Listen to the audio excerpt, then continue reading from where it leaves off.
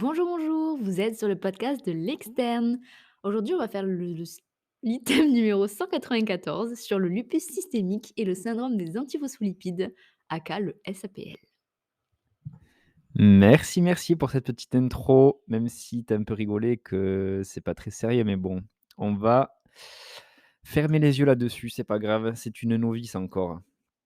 Mais elle va s'améliorer, on ne lui en veut pas. Allez, elle aura sa prochaine, tentative the next time. Donc, comme une maladie, on va bosser aujourd'hui sur le lupus systémique et le SAPL et donc on va commencer par l'intitulé, de la partie qui s'appelle «Savoir que le lupus systémique est une maladie auto-immune polymorphe». Si vous ne le saviez pas déjà. Allez, c'est parti. Donc, le lupus systémique est une maladie auto-immune systémique, comme son nom l'indique, de présentation et de pronostic hétérogène, caractérisée par la production d'anticorps antinucléaires, c'est les AAN, qui sont dirigés en particulier contre l'ADN natif. Donc, anticorps antinucléaires, ils sont dirigés contre l'ADN natif. Le lupus est parfois associé au syndrome des anticorps antiphospholipides, donc le SAPL. On va l'appeler comme ça dorénavant car c'est trop long sinon. Et ce SAPL est caractérisé par la survenue de thromboses récidivantes ou d'événements obstétricaux et la présence d'anticorps antiphospholipides. Donc, on va parler un petit peu du SAPL maintenant et on va devoir reconnaître qu'il soit primaire, s'il est primaire ou secondaire. Alors, déjà, premièrement, le SAPL est une maladie rare.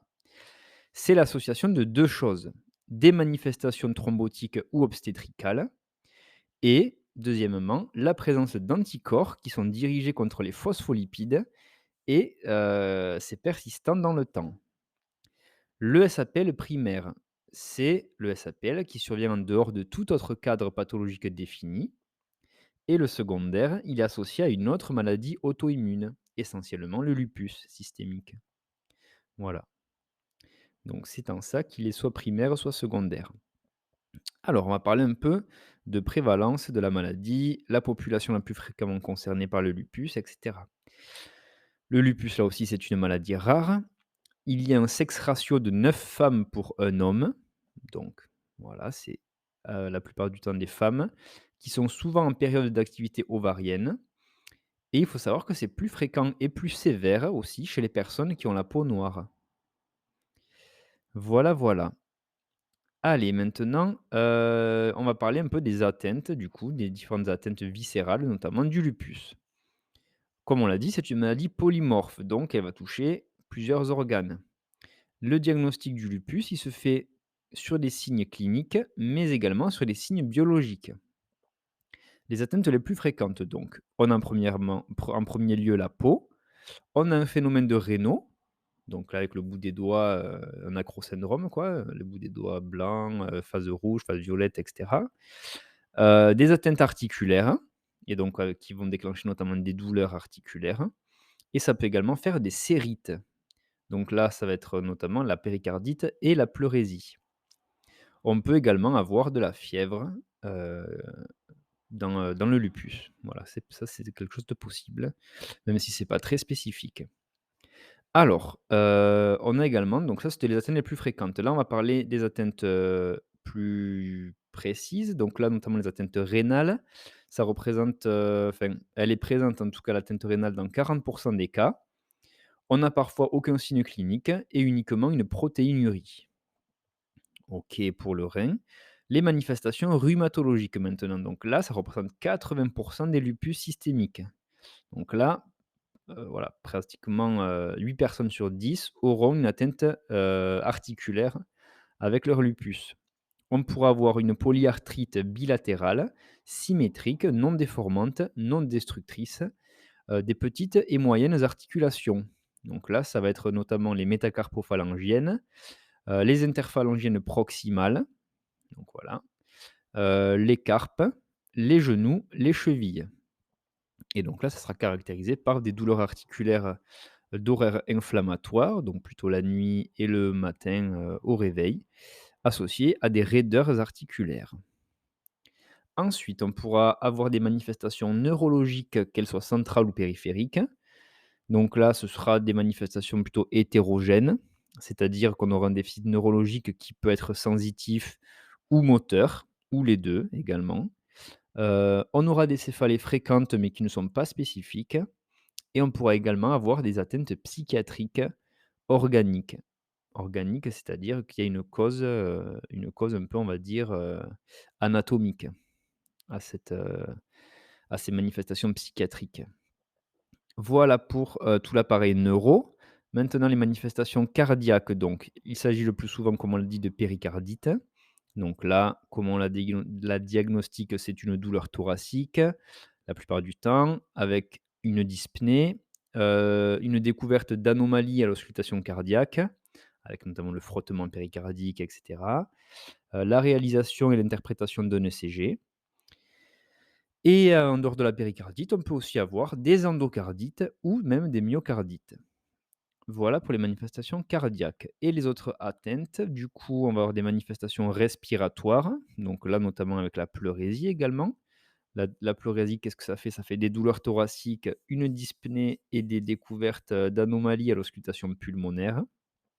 Ça peut ressembler un petit peu à la péricardite, du coup. On peut avoir également des adénopathies périphériques, qu'elles soient uniques ou multiples, et parfois même une splénomégalie. Allez, maintenant, on va regarder plus précisément les lésions cutanées, qui sont spécifiques du lupus. Donc là, tout comme les affections rhumatismales, les manifestations dermatologiques représentent 80% des lupus systémiques. Et ils prédominent en zone exposée. Donc ce sont des zones qui sont photosensibles. Le lupus aigu. Donc on a 3 types de lupus en fait. On a le lupus aigu, le subaigu et le chronique. Donc dans le lupus aigu, on aura une éruption érythémateuse sur le visage en vespertilio. Donc ça c'est symétrique, c'est un érythème symétrique sur le nez et les pommettes, qui donne son nom en fait à la maladie, au lupus, parce que ça a une sorte de masque de loup. Donc sur le nez et les pommettes, parfois le décolleté également, les doigts et les muqueuses, et on peut avoir des érosions buccales. Pour le lupus subaigu, donc là on aura, une éruption érythémateuse également, et là elle sera plutôt annulaire ou polycyclique, donc ça fera des ronds, des taches rondes. Ça sera photosensible, au niveau du décolleté, du tronc et des membres, avec le respect du visage, donc on n'aura pas d'atteinte du visage. Et là, c'est souvent associé à la présence d'un anticorps qui s'appelle anti-SSA. Voilà pour le subaigu. Pour le lupus chronique, donc là, on aura par exemple le lupus discoïde. Donc là, ce sont des plaques bien limitées qui associent un érythème, des squames épaisses et une atrophie cicatricielle. Et on pourra même avoir une alopécie s'il y a une plaque sur le cuir chevelu, par exemple. Voilà, et donc on peut avoir également une alopécie diffuse dans tous les types de lupus. Donc là, l'alopécie, diffuse, c'est une alopécie et une chute des cheveux, et ça, c'est un signe d'activité de la maladie. C'est-à-dire que la maladie est active et donc et n'est donc pas en phase, latente ou de rémission. En cas de doute diagnostic, on peut faire une analyse de biopsie cutanée, et donc là, il y aura un compte rendu d'anatomopathologie, pour diagnostiquer le lupus. Voilà. Alors maintenant, on va parler un peu des caractéristiques de fréquence et de présentation clinique de l'atteinte rénale au cours du lupus.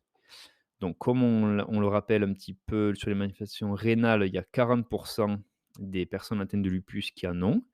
C'est souvent au début de la maladie d'ailleurs, et ça a une importance, au niveau du pronostic qui est majeur. Donc en fait, on va faire un dépistage par bandelette urinaire, qui est à faire régulièrement au cours du suivi pour identifier une protéinurie. Il y a plusieurs présentations possibles dans l'atteinte rénale, donc soit il y a une forme asymptomatique, comme on l'a vu, on peut avoir une protéinurie isolée, on peut également avoir un syndrome néphrotique, on peut avoir une insuffisance rénale de degré variable. Donc là, l'insuffisance rénale va être définie par le niveau de créatinine qui sera augmenté. On pourra avoir la protéinurie qui va avec souvent une hématurie aussi.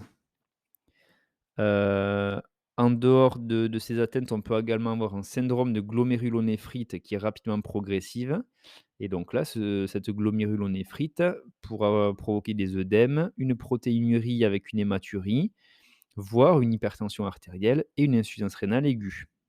Donc ça peut aller assez loin. L'analyse de la biopsie rénale est indispensable pour diagnostiquer et classer le type de néphropathie lupique. Parce que là, il va y avoir un impact pronostique et thérapeutique et donc en fonction de ce qu'on va retrouver sur le compte rendu d'anatomopathologie, on va pouvoir, adapter le traitement et la classification du lupus et notamment de la néphropathie lupique. Allez, donc maintenant, on va parler un petit peu plus du SAPL, du syndrome des antiphospholipides. Donc, pour faire le diagnostic de SAPL, il faut la présence d'au moins un critère clinique et au moins un critère biologique. Il faut l'association des 2. Les critères cliniques, donc là, on nous précise qu'il y a un seul critère qui suffit. Ça va être la thrombose veineuse, artérielle ou une thrombose de la microcirculation, sauf les thromboses superficielles. Ça compte pas. Et dans les critères cliniques, on a aussi les manifestations obstétricales. Donc là, ça sera au moins 3 fausses couches précoces. Donc là, précoce, c'est avant 10 semaines d'aménorrhée, et qu'elles soient spontanées, consécutives, sans autre cause identifiée.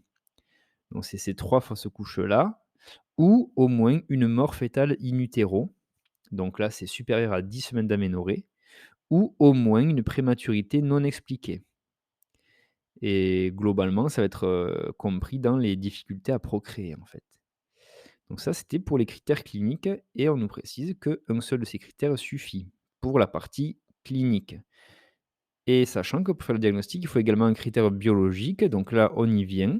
C'est la présence persistante, donc persistante, c'est-à-dire à au moins 2 reprises qui sont espacées d'au moins 3 mois.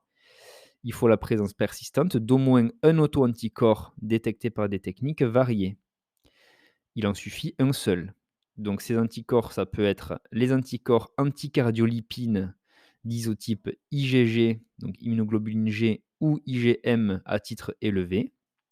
Ça peut également être l'anticorps anti-bêta-2 glycoprotéine 1 d'isotype IgG ou IgM, pareil, à titre élevé. Ou ça peut être un anticoagulant circulant par des tests d'hémostase, avant la mise sous héparine. Donc là, on aura un allongement du TCA, en fait, qui sera isolé. Isolé, c'est-à-dire que le taux de prothrombine, lui, sera normal. Et donc ce TCA, cet allongement du TCA ne sera pas corrigé quand on mélange le plasma du patient avec le plasma du témoin. Parce qu'en fait, ça élimine un déficit en facteur de la coagulation. Et par contre, l'allongement du TCA est corrigé par un excès de phospholipides. Pourquoi? Parce qu'en fait, il y a une neutralisation entre, les phospholipides et les anticorps antiphospholipides. Donc il va y avoir une absorption de ces anticorps et donc on arrivera à compenser, la neutralisation des anticorps avec l'excès de phospholipides, voilà. Donc ça, c'était les critères biologiques. Anticorps anticardiolipine, anticorps anti-bêta-2 glycoprotéine 1 ou identification de l'anticoagulant circulant. Et si on a un critère biologique et un critère clinique, on peut faire le diagnostic du SAPL. Donc les différentes manifestations cliniques ou biologiques du SAPL, elles peuvent être cardiaques, donc là notamment la valvulopathie mitrale ou aortique à type d'épaississement diffus ou localisé. Là on nous parle de l'endocardite de Liebmann-Sachs. Voilà. Les manifestations peuvent être cutanées et donc on peut avoir un livédo. Le livédo, qu'est-ce que c'est? C'est une coloration érythémateuse plutôt foncée ou bleu violacé de la peau en forme de maille de filet. Les manifestations peuvent également être rénales, notamment par thrombose des artères intrarénales, et on aura également une thrombopénie la plupart du temps. Voilà, donc là, on a une petite photographie d'un vespertilio. Donc ça, je le mettrai sur le post Insta pour avoir un peu d'imagerie. On a également la photographie d'un livedo racemosa. Voilà, sur une femme de 40 ans. Donc là, on voit bien les mailles de filet un peu violacées, qui se reconnaissent assez bien. Voilà, et maintenant on passe sur, l'intérêt et l'interprétation du test de dépistage des anticorps antinucléaires. Donc il faut savoir que les anticorps antinucléaires, c'est un test d'orientation. La présence d'anticorps antinucléaires est constante au cours du lupus systémique. Donc là, on va faire un dépistage par immunofluorescence indirecte sur les cellules HEP2. Donc là, on nous dit que le seuil de positivité, c'est un titre qui est supérieur à 1 sur 160. Donc quand on est au-delà, supérieur ou égal à 1 sur 160 sur l'immunofluorescence, on pourra dire que les anticorps antinucléaires sont positifs. Mais il faut savoir, même si la présence est constante au cours du lupus, que ce n'est pas spécifique du LS. Donc c'est-à-dire qu'ils peuvent être présents dans d'autres maladies auto-immunes, et chez le sujet sain en particulier s'il est âgé. Donc voilà, même chez un sujet qui n'a pas de maladie auto-immune, il peut avoir, des anticorps antinucléaires, s'il est âgé. Ou, les autres, maladies auto-immunes peuvent également avoir des anticorps antinucléaires positifs. Voilà.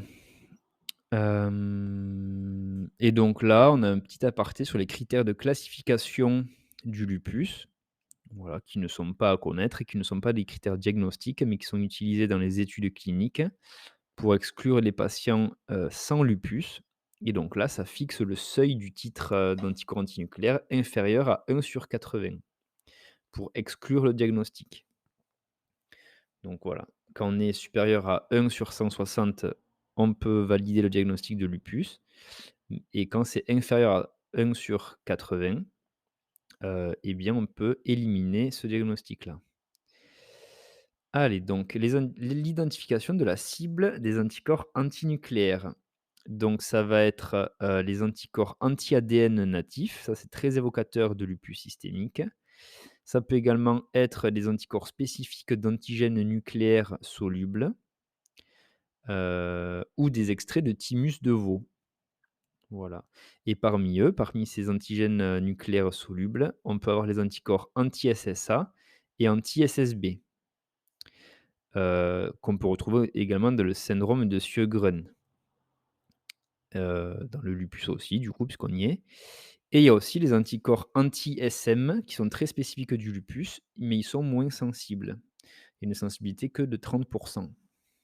Donc on ne les a pas toujours, mais par contre ils sont très spécifiques. Donc si on retrouve les anticorps anti-SM, voilà, on aura une bonne probabilité pour que le lupus, qu'on puisse faire le diagnostic positif du lupus. OK. Allez, donc là, au niveau, des anomalies biologiques au cours du lupus systémique, donc on aura une CRP qui sera peu élevée lors des poussées, de lupus, sauf si on a une cérite, une infection ou une thrombose. Et donc là, en fait, on aura un syndrome inflammatoire aigu, donc avec une élévation notamment de la CRP. Mais généralement, c'est peu élevé lors des poussées de lupus. Sur l'hémogramme, on pourra avoir des cytopénies, le plus souvent d'origine auto-immune. Donc dans ces cytopénies, on pourra avoir une anémie avec la baisse de l'hémoglobine qui sera hémolytique auto-immune, une thrombopénie immunologique qui sera responsable la plupart du temps de syndrome hémorragique en premier lieu, en premier lieu cutané. Donc là, qu'est-ce qu'on observera? Ce sera un purpura, des ecchymoses, des hématomes, voilà. Une leucopénie modérée qui peut correspondre à une neutropénie et ou une lymphopénie. Voilà pour l'hémogramme. Au niveau de l'hémostase, donc on aura un allongement du temps de céphaline activé, donc du TCA, en cas de présence d'un anticoagulant circulant de type lupique. Voilà, donc ça, on l'a vu juste au-dessus, l'allongement du TCA. La créatininémie, donc elle sera élevée en cas d'atteinte rénale. Voilà, c'est ce qui définira une insuffisance rénale. On pourra avoir une hypoalbuminémie et également une hypocomplémentémie, donc diminution du CH50, des fractions C3 et C4 qui est souvent observée lors des poussées de lupus. Et sur les analyses urinaires, on aura, une protéinurie qui sera supérieure à 0,5 g par gramme de créatinurie, ou supérieure à 500 milligrammes par 24 heures, on précise. On pourra avoir également une hématurie microscopique et donc là, qui sera analysée sur le sédiment urinaire. Donc hématurie microscopique qu'on ne voit pas à l'œil nu, bien sûr, uniquement sur la bandelette. Voilà, d'où l'intérêt d'en faire une. Alors maintenant, les principes, des méthodes et la place de l'anatomie pathologique dans le diagnostic des lésions cutanées. Donc il faut savoir en premier lieu déjà que la biopsie cutanée n'est pas systématique. Ce n'est uniquement qu'en cas de doute clinique qu'on fera cette biopsie. Donc si c'est le cas, on va réaliser 2 biopsies au punch. Donc c'est une petite carotte biopsique là qui va prélever un petit bout de peau, pour un prélèvement fixé et un prélèvement frais pour l'immunofluorescence. Donc le prélèvement fixé, on aura une altération, de la couche basale avec une vacuolisation, donc ça va être, creux, une hyperkératose de l'épiderme, une nécrose kératinocytaire du derme, et un œdème par vasodilatation des capillaires avec des infiltrats lymphocytaires autour des annexes et également périvasculaires. Voilà, donc si on récapitule, une altération de la basale, une hyperkératose de l'épiderme, une nécrose des kératinocytes du derme et en dessous encore, on aura l'œdème par, la vasodilatation des capillaires et des infiltrats lymphocytaires. Ça, c'était pour le prélèvement fixé. Pour le prélèvement frais, qui sera destiné à l'immunofluorescence directe, donc là, c'est un test qui est assez sensible du coup et on aura une bande lupique qui est faite de dépôts d'immunoglobulines et de fractions du complément qui seront cette bande du coup qui sera linéaire à la jonction dermo-épidermique. Donc ça, on pourra le voir à l'immunofluorescence directe. Voilà pour les, indications des biopsies cutanées et maintenant on va voir justement les indications de la biopsie rénale et les principales lésions du rein. Donc, là, la biopsie rénale, elle ne sera pas toujours indiquée. Elle sera indiquée uniquement dans les cas de protéinurie qui sera supérieure à 0,5 g par gramme de créatinurie ou 0,5 g par 24 heures, ou également si on a une insuffisance rénale. Voilà. Les atteintes prédominantes, donc, c'est les glomérulonéphrite, parce que du coup, les atteintes interstitielles et vasculaires sont plus rares dans le lupus, ce sera surtout le glomérule. Voilà, on va faire une analyse en microscopie optique pour déterminer le stade de la glomérulonéphrite et le caractère actif ou chronique des lésions. À l'immunofluorescence directe, là aussi, on pourra avoir des dépôts d'immunoglobulines de toutes classes et également des dépôts de compléments. Donc au niveau des classes, ça va de 1 à 6. La classe 1, on a un aspect normal des glomérules en microscopie optique, mais on a des dépôts immuns, mésangiaux en immunofluorescence. La classe 2, donc là, on a une hyperplasie mésangiale à la microscopie optique et on a également des dépôts immuns mésangiaux en immunofluorescence. Les classes 3 et 4, donc là, on a une hypercellularité, endo ou extracapillaire et également des dépôts immuns dans les capillaires glomérulaires. Voilà, la classe 5, elle peut s'associer aux classes 2, 3 ou 4 et on aura également des dépôts immuns qui seront extramembraneux et la classe 6, donc là, c'est la prédominance de glomérules, là, c'est même plus de 90 de ces glomérules qui seront en pain à cacheter. Donc ça, c'est le terme pour, dire qu'ils sont fibreux, en fait et donc là, ça traduit le fait que le rein est détruit par la néphropathie lupique. Donc ça, c'est la classe 6 de glomérulonéphrite, dans l'atteinte rénale du lupus. Voilà, voilà. Allez, donc on enchaîne avec le mode d'évolution du lupus systémique et les atteintes virales pronostiques. Donc, le suivi du lupus, il se fait en premier lieu déjà par l'examen clinique, mais également par des examens biologiques. Donc là, il y a une petite liste d'examens biologiques à faire. pour le suivi du lupus, c'est l'hémogramme, le ionogramme, la créate, l'albumine, la recherche, régulière aussi d'une protéinurie, d'une hématurie. On peut également faire les dosages du complément sérique et des anticorps anti-ADN natifs pour, évaluer l'activité de la maladie. Et on peut également doser l'hydroxychloroquine pour faire une évaluation de l'auto-observance. Puisque le traitement va être l'hydroxychloroquine, donc on peut le doser si on ne fait pas confiance au patient pour voir s'il est bien observant sur son traitement. Pour les atteintes viscérales, pronostic donc, en premier lieu rénal. Certaines atteintes rénales sont graves car elles mettent en jeu le pronostic vital et également le pronostic rénal, parce qu'on a un risque d'insuffisance rénale chronique.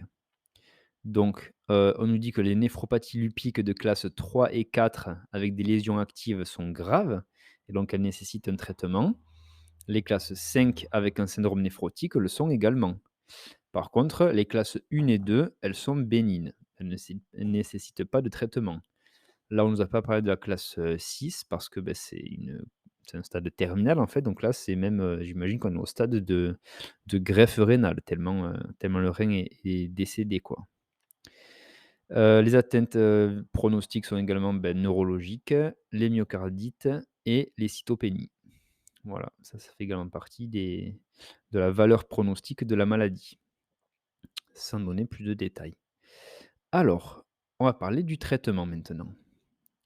Heu, L'intitulé de la partie, c'est «Savoir que la pierre angulaire du traitement du lupus est l'hydroxychloroquine» et ah, Suzette, elle a réagi, à ça.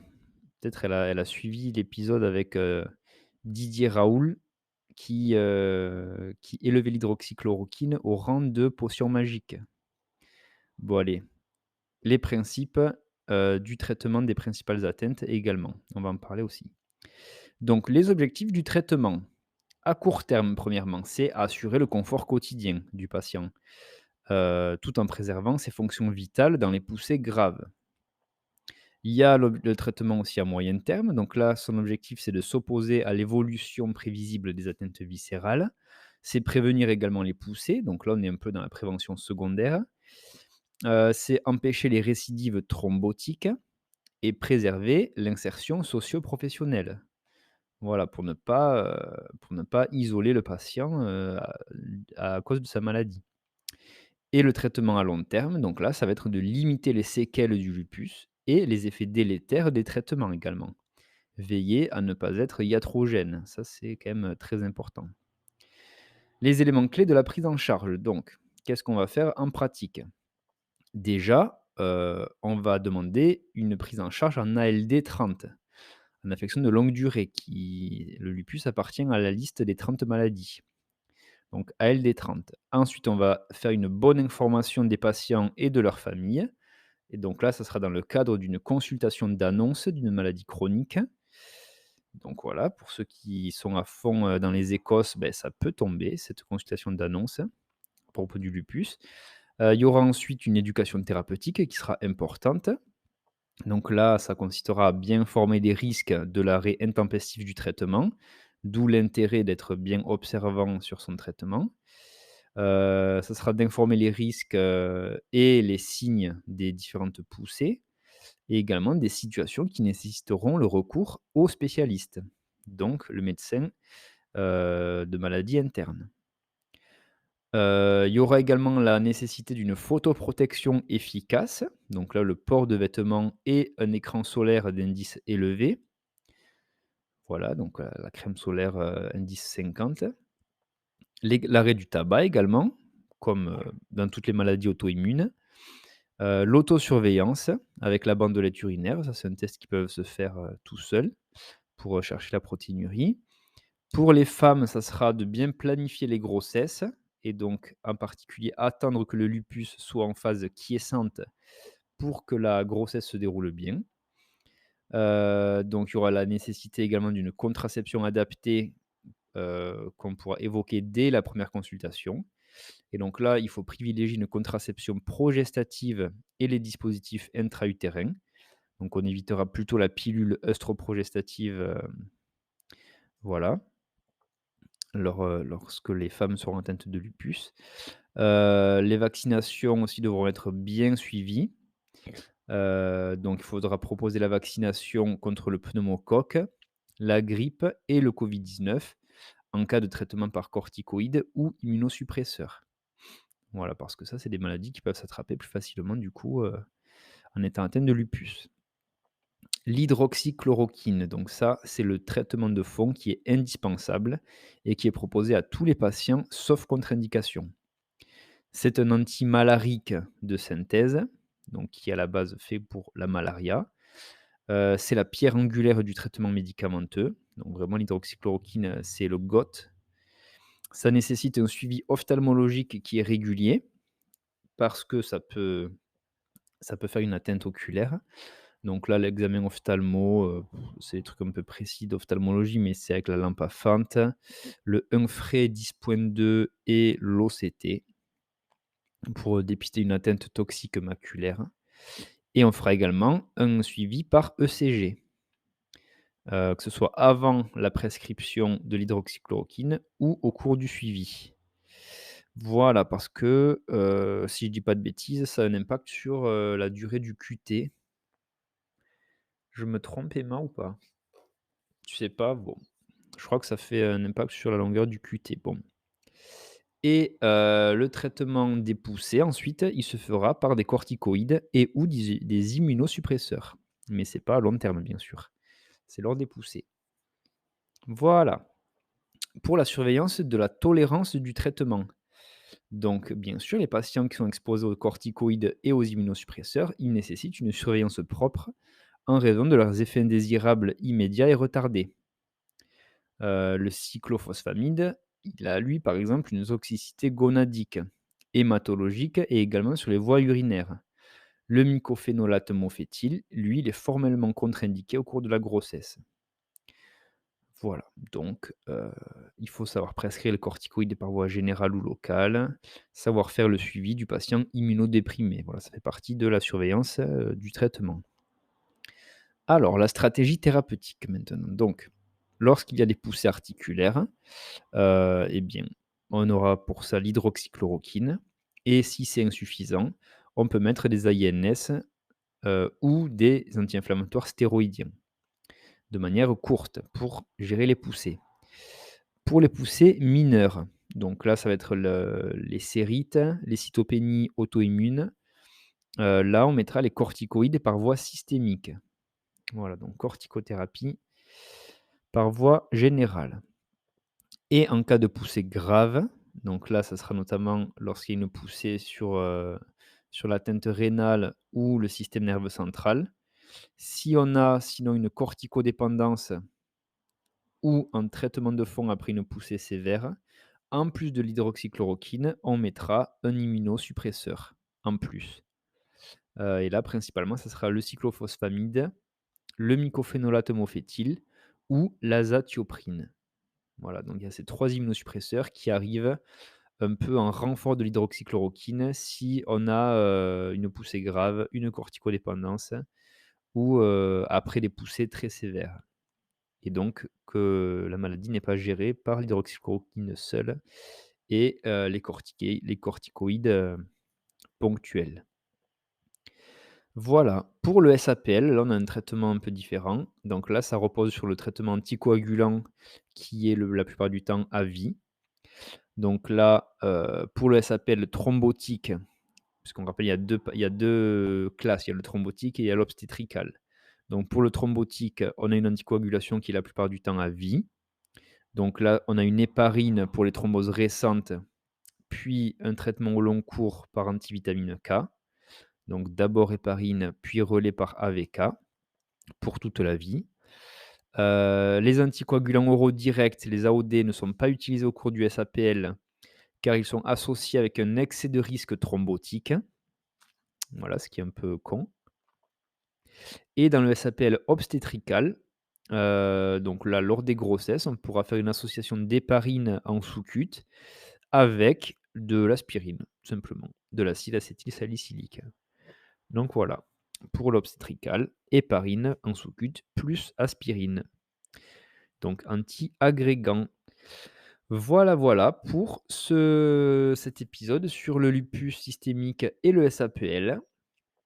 J'espère que ça vous a plu, que ça vous a fait un bon petit rappel. Je vais mettre, les différentes photos, de voilà, des atteintes, dermato, des atteintes cutanées notamment sur Insta, donc n'hésitez pas à aller les voir, de suite à la fin de cet épisode. Ça peut aider à s'imprégner de ce qu'on peut retrouver dans le lupus. Voilà et bien d'ici là, passe une bonne journée, révise bien, bouge un petit peu, tu vois? Ça fait jamais de mal, une petite balade, un petit footing, un petit tour de vélo, ça peut faire plaisir, surtout s'il fait beau aussi chez toi. Allez, on se dit à bientôt, passe un bon week-end et puis on se retrouve lundi pour le prochain épisode. Ciao, ciao.